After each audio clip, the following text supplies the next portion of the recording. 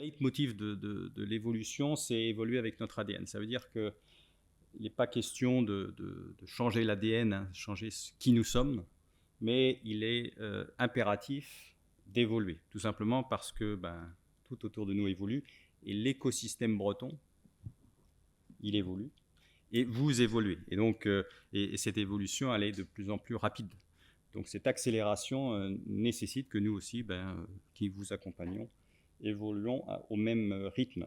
Et donc la stratégie et les perspectives pour 2022 et au-delà, c'est simplement de renforcer notre stratégie qui se base sur 4 piliers principaux. Le premier pilier, vous le connaissez bien, c'est la veille.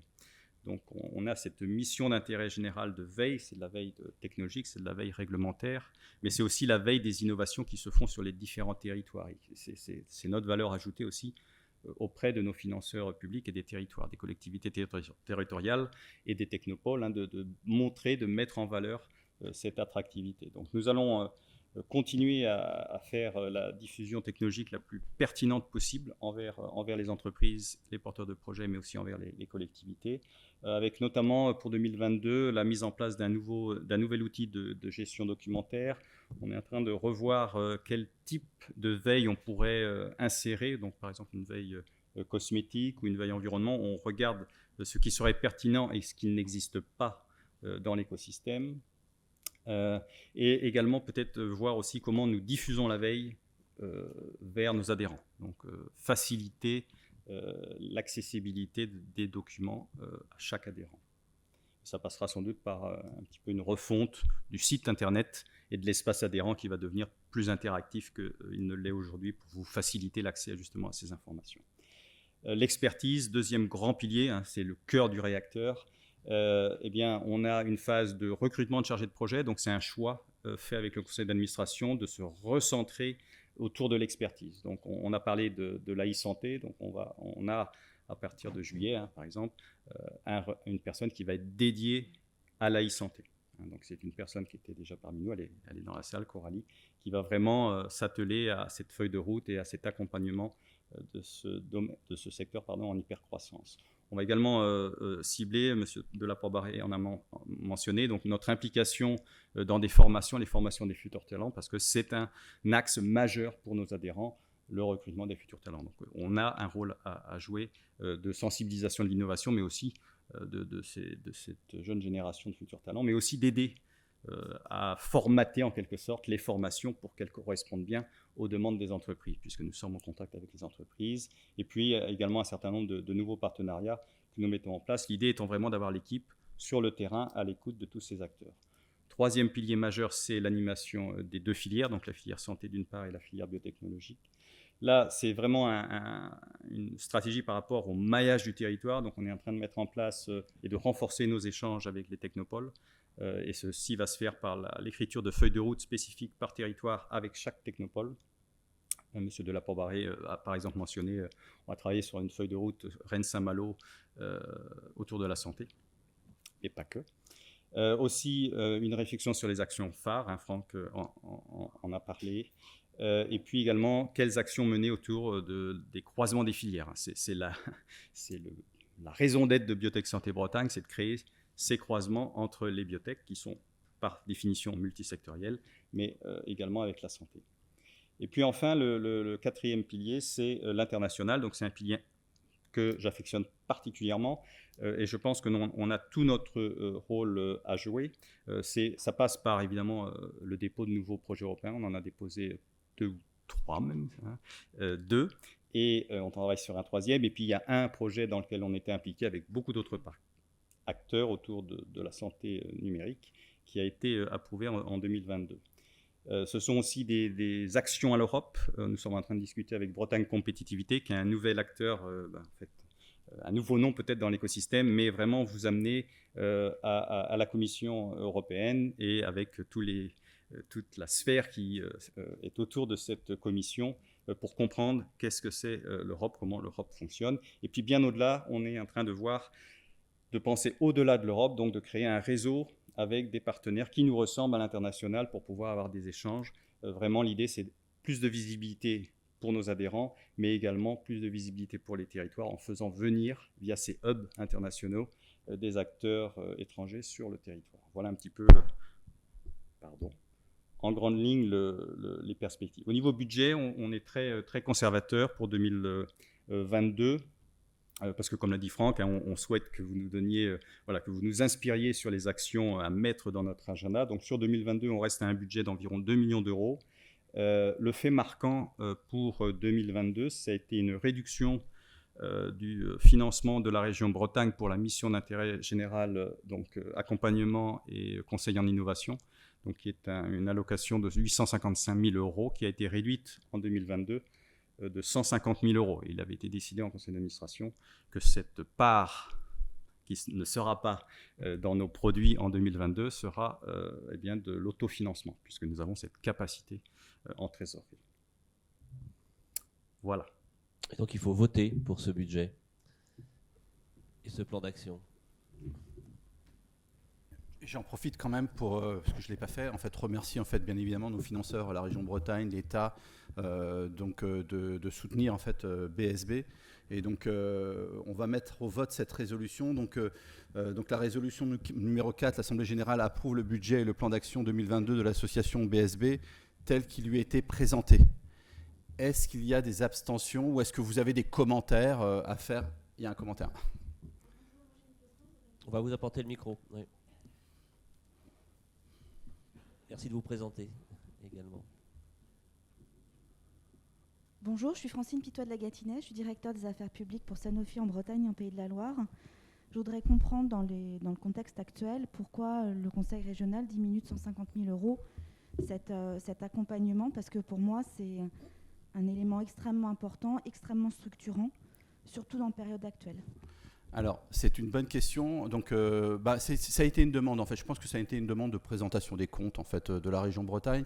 Une association comme nous, en fait, on avait de la trésorerie. Donc, quand vous avez de la trésorerie dans une association, et je me retourne vers mon commissaire aux comptes ou la personne qui s'occupe des comptes, il y a des impôts. Donc, à un moment donné, en fait, de faire un effort parce que la région nous demande, en fait, pour des histoires de présentation de comptes, de renoncer à 150 000 euros qui nous manquent pas sur notre trésorerie. Je vais dire, c'est un pas vers la région Bretagne. Donc, c'était une présentation des comptes, c'était une demande.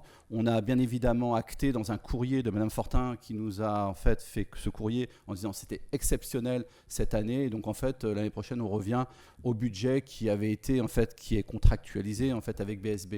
Donc, pas d'inquiétude. Voilà, mais c'est à un moment donné quand un de vos financeurs vous demande de faire un pas vers lui pour des histoires de présentation de comptes, vous le faites, surtout que on n'a pas de problème de trésorerie. Merci beaucoup. Donc qui s'abstient en fait sur cette résolution? Qui est contre?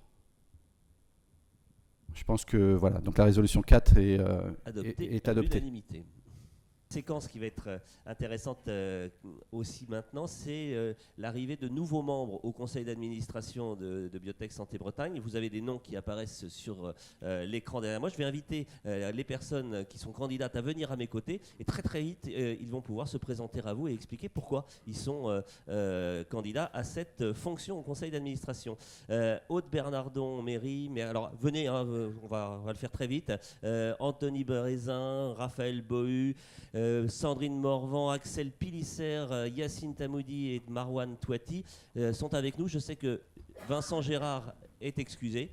Alors, ma question va être très simple. Je vais vous demander simplement de vous présenter pour que le public et l'assistance vous découvrent et vous reconnaissent. Et puis peut-être d'un mot, motiver votre candidature au conseil d'administration de Bretagne Santé, de Biotech Santé Bretagne. Je vais le dire dans le bon ordre. On va commencer avec vous, Marwan Touati.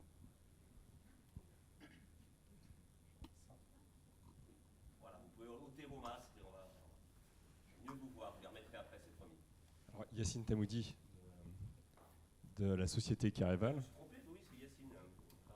Pas de souci. Je ne sais pas si on m'entend. Yacine Tamoudi de la société Caréval. Donc je suis désormais à la direction générale adjoint, directeur général adjoint de la société Caréval. Très rapidement, pour représenter la société, nous on est adhérents depuis plusieurs années, on a 20 ans d'existence et on est très présent dans le domaine de la e-santé. Et notamment sur l'interopérabilité, on a organisé des événements à Rennes qui réunissaient un certain nombre de partenaires européens.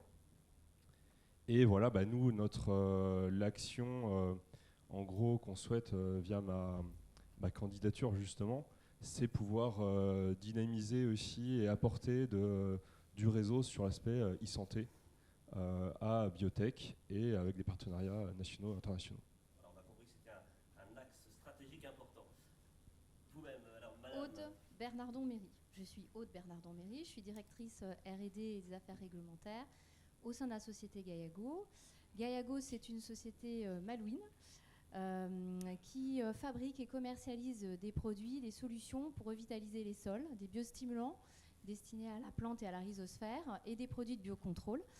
Donc ce sont des produits destinés aux agriculteurs.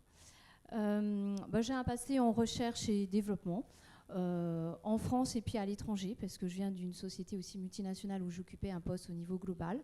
Donc j'ai eu cette opportunité de développer des produits un peu partout. Et puis une fois qu'on a trouvé des produits, il faut avoir des autorisations de mise sur marché. Donc je me suis également occupée de cela en France et puis en Europe et outre-Atlantique. Voilà. Et donc en fait, je suis arrivée chez Gaiago tout simplement en fin 2019 parce que j'avais aussi envie de développer des activités au sein de la région et parce que j'avais ce besoin aussi de construire, et c'est dans cette aussi perspective que je souhaite continuer à créer en fait du réseau. Je viens de société où il y avait différents départements, pharmacie, cosmétique, et on connaît en fait on a des fils rouges entre des domaines très différents, et c'est aujourd'hui ce que je souhaite aussi insuffler, c'est de créer ces lignes rouges. Voilà. Bien, on suivra ça. Merci beaucoup. Bonjour. Votre voisin va se présenter également. Axel Pilisfer, donc bonjour à tous, je suis CEO de la startup Beautycare et on développe des dispositifs médicaux pour la prise en charge des patients qui souffrent de maladies digestives hépatiques. Donc là, on a un premier dispositif qui permet la détection précoce et l'accompagnement paramédical des patients atteints de des maladies inflammatoires chroniques de l'intestin. On est en cours de déploiement au CHU de Brest, au CHU de Rennes, et donc on prépare une étude clinique et on vise le remboursement de la solution, c'est ce qu'on appelle les thérapies digitales. L'entreprise est basée où ? À Rennes. Et maintenant aussi à Paris Santé Campus, donc on est entre Rennes et Paris. Et donc l'idée c'était de postuler justement pour représenter aussi les startups peut-être plus jeunes dans la mouvance des dispositifs médicaux innovants et des thérapies digitales où il y a des accès marchés assez difficiles et des problématiques spécifiques pour faire porter la voix de ces startups à Biotech Santé Bretagne. Voilà, merci à tous. On est une dizaine à peu près en équivalent temps plein externe interne. On est en levée de fonds, donc voilà. J'en profite s'il y a des investisseurs dans la salle. Voilà, on va suivre ça. Merci à vous, Axel. Bonjour, moi je suis Sandrine Morvan d'Eclic, je fais du conseil en formulation et réglementation cosmétique et j'accompagne énormément de startups sur leur développement. J'ai notamment accompagné Andro ces derniers temps qui est sur Lannion et qui est une startup qui a commencé il y a 3 ans avec 2 personnes, ils sont aujourd'hui 35. Et je connais justement l'importance du support de BSB et des montages de projets pour que ces startups puissent arriver. J'interviens aussi dans différentes universités en lien avec la cosmétique, donc pareil, l'importance du lien entre la formation et les industriels. Et en fait, pourquoi aujourd'hui je m'inscris dans ce projet, c'est justement pour rapprocher les formations des industries, et j'ai une grande croyance dans le réseau et développer en fait tout ce réseau, c'est ce que Philippe Hervé disait, je pense que c'est très important, et l'idée c'est de construire et développer ce réseau en cosmétique et autres. On entend votre motivation. Merci à vous. On poursuit ce tour de Bonjour à toutes et à tous. Donc, je me nomme Anthony Brézin, je suis le directeur R&D d'HTL Biotechnologie. Donc, en quelques mots, HTL Biotechnologie, donc, c'est une PME qui aujourd'hui est à plus de 200 personnes et qui était qu'à 75 personnes en 2018, donc avec une forte croissance. Très tournée vers l'innovation, numéro 1 mondial de la production d'acide hyaluronique destiné à être injecté, donc dans des secteurs comme l'esthétique, la rhumato et aussi la partie, on va dire, oculaire. L'innovation, c'est notre moteur. Moi, j'ai rejoint justement l'entreprise en 2018 pour faire la promotion et intensifier le réseau au niveau donc la production et surtout la commercialisation de ces solutions. Ma candidature est principalement axée sur le fait que je viens de l'Est, donc je suis breton d'origine, je suis retourné à mes origines en étant à HTL, donc en Ille-et-Vilaine. Et initialement, j'ai été plutôt dans l'agro-industrie, et donc dans la partie aussi qui me parle bien de Timacagro, donc sur l'utilisation des biotechnologies, et aussi dans le cadre de l'incubateur. Donc ma candidature, c'est pour pouvoir intensifier le réseautage et aussi la concrétisation entre l'académique, l'industrie, et le faire en sorte qu'on puisse aussi promouvoir l'innovation au niveau européen par des programmes européens subventionnés notamment. Merci beaucoup. Et on termine ce petit tour de table de présentation avec vous, Raphaël Boyu. Oui, c'est ça. Bonjour à tous, donc Raphaël Bohu, consultante chez Hippocrate Développement. Hippocrate Développement, c'est un cabinet de conseil en santé basé à Rennes, fondé en 2009 par Mathieu Dubois, directeur d'Hippocrate. On est un cabinet de conseil qui intervenons sur la santé au sens large. Donc on intervient sur les nouvelles organisations de soins en ville. On travaille beaucoup avec les professionnels de santé de ville. Je ne sais pas si vous avez entendu parler de tout ce qui est CPTS, maison de santé, centre de soins non programmés. On accompagne ces équipes-là dans ces nouvelles organisations. On accompagne aussi les collectivités dans leur stratégie santé. Donc en Bretagne, on travaille avec Saint-Brieuc Agglomération, notamment dans la définition de leur stratégie santé. Et puis, notre troisième axe, c'est l'innovation. On travaille beaucoup avec les startups. Alors, j'ai oublié de préciser qu'on est breton, mais qu'on travaille sur l'ensemble du territoire français. Donc, on intervient sur 13 régions aujourd'hui. Et donc, sur l'innovation en santé, on accompagne des startups dans le nord de la France, notamment en ce moment. Là, on accompagne une startup sur la télésurveillance en réadaptation pour les patients insuffisants cardiaques. Voilà, donc notre candidature, celle d'Hippocrate Développement, elle doit permettre d'apporter cette expertise de santé au sens large, prévention, accès aux soins, innovation, et un réseau, qu'il soit régional, national, public ou privé. Voilà. Merci. Merci beaucoup, Raphaël. Alors, il manque évidemment deux témoignages, deux candidatures, celle de Marwan Touati de Parean Biotechnologie, mais également de Vincent Gérard, le président de LiveOut. Vous pourrez retrouver leur profession de foi et leur bio dans les documents qui vous ont été transmis, et on peut vous applaudir, je pense, chaleureusement pour cette présentation. Il faut voter, Franck, je crois, pour voter ce... Il y a un petit vote après, là, non ? Je crois que oui. Oui. On vous a remis, en fait, donc vous voyez, il y a un poste, en fait, pour plusieurs candidats, donc il y a un vote, donc vous entourez, en fait, le candidat que vous voulez, en fait, voir rentrer dans le conseil d'administration, et puis je pense que quelqu'un va... Voilà, il y a l'urne qui s'approche. Il y a une urne transparente, voilà, qui va recueillir pour les suffrages exprimés. Donc il faut entourer, en fait, le nom, en fait, de la personne que vous voulez voir intégrer le conseil d'administration. On voulait faire un petit point sur les adhésions. On a parlé de la dynamique. Et donc, on avait en 2021 163 adhérents, pour rappel. Donc, à date du 24 juin, c'est 170 adhérents pour Biotech Santé Bretagne. Donc, c'est déjà au-delà du nombre d'adhérents de 2021, avec 22 nouveaux adhérents. Et on a un certain nombre de réadhésions, évidemment, en attente. Donc, je pense qu'on aura d'ici la fin de l'année 175, 180 adhérents. Donc c'est bien parce que ça montre que le Biotech Santé Bretagne a tout son sens et que la communauté grandit. Et c'est aussi très important vis-à-vis de nos financeurs. Il y a un encadré en couleur qui est intéressant pour vos membres. Alors, l'encadré en couleur, c'est simplement, voilà, on préfère aujourd'hui faire grandir la communauté et donc on ne touchera pas aux cotisations pour l'année 2023. Voilà ce qui est important, je pense. Voilà, et la répartition géographique, on l'a vu aussi tout à l'heure, elle est bien le reflet aussi de la réalité économique et de l'activité dans votre secteur. Alors il faut voter cette résolution numéro 5 sur le montant des cotisations. Mais je pense que tout le monde sera d'accord pour voter cette résolution. N'influencez pas le vote, donc, monsieur le déjà, président. est-ce que vous avez des commentaires sur les cotisations, etc. Donc c'est important aussi de vous exprimer là-dessus. Donc nous, au niveau du conseil d'administration, on a pensé que ce n'était pas nécessaire. Et puis en fait, vis-à-vis de la trésorerie que l'on a aujourd'hui, ça serait malvenu en fait d'augmenter ces cotisations. Ça viendra peut-être dans le futur, mais je pense qu'aujourd'hui, on a une trésorerie qui nous permet en fait de maintenir les cotisations. Donc je ne sais pas si vous avez envie de vous exprimer là-dessus ou... Donc, si il n'y a pas de questions, qui s'abstient ? Personne ne s'abstient. Qui est contre ? Voilà, donc la résolution est votée. Adoptée à l'unanimité. Alors, on va évoquer la nouvelle identité graphique. Et pour ça, c'est Nathalie Cavani qui va nous rejoindre pour nous présenter cette nouvelle identité graphique de Biotech Santé Bretagne. Donc voilà, bonjour à tous, je suis Nathalie Cavani, je suis en charge de la communication en remplacement de Roxane Amelot en congé maternité. Donc une nouvelle identité graphique pour une structure qui est quand même assez récente. Pourquoi ? C'est parce que l'identité graphique actuelle présentait quelques faiblesses. Tout d'abord, elle a eu malheureusement un lancement pendant la période de crise sanitaire, donc forcément un impact en image et notoriété plus faible et plus discret qu'escompté. Deuxièmement, en termes de lisibilité, elle présentait une autre faiblesse. La première version ne comprenait pas le « et », puisque on s'était rendu compte dans un premier temps que la lecture était ambiguë. Parfois, il y avait une lecture biotechnologie en santé. D'où une deuxième version avec ce « et ».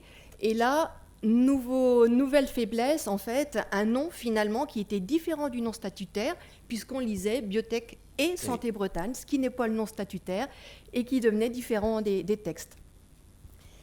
Donc ça, c'est l'actuel, ça. Hein. Ça, c'est l'actuel, voilà, tout à voilà. fait. Hein. Et la dernière faiblesse, c'était le monogramme qui était d'une lisibilité assez difficile et pas évidente pour tous, en fait. C'était en fait la région Bretagne avec 4 départements. Je crois que ce n'était pas forcément quelque chose d'évident. Donc je vais vous montrer la nouvelle identité. Donc on est sur avant tout un emblème central fort pour marquer un bloc identitaire. On est sur un jeu du B de biotech, du S de santé, mais aussi en intuitif l'esperluette, le E qui existait avant. Donc on est sur un jeu d'entre-là. L'innovation aussi, elle va être marquée par l'ouverture du logo, le fait que ce n'est pas un cycle fermé sur lui-même. On est sur l'innovation, la recherche, le développement. On est aussi sur les entre-là, c'est aussi l'adaptabilité, la souplesse. On est sur un signe, sur un élan vers le haut, vers la droite, vers le futur. Donc ce bloc-là, il va être fortement identitaire et je vous montrerai tout à l'heure aussi toutes ces richesses en déclinaison. L'esperluette ne va plus nuire à la lisibilité et on va avoir en fait un bloc central, un monogramme qui va distinguer nos deux filières mais aussi les rapprocher.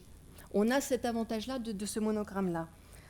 Autre chose, une typographie bien sûr complètement en accord avec la marque Bretagne qui est un incontournable pour nous.